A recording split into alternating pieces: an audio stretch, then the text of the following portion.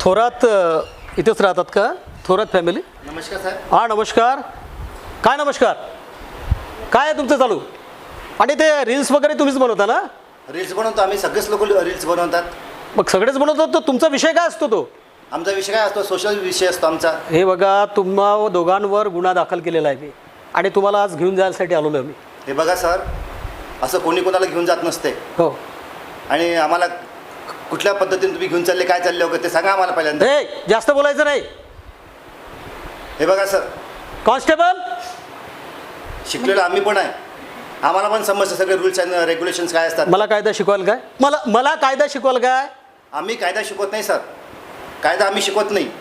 पण तुम्ही आम्हाला सांगा, तुम्ही कसे काय घेऊन चालले, आम्हाला काय करू, कशासाठी आम्हाला हे करून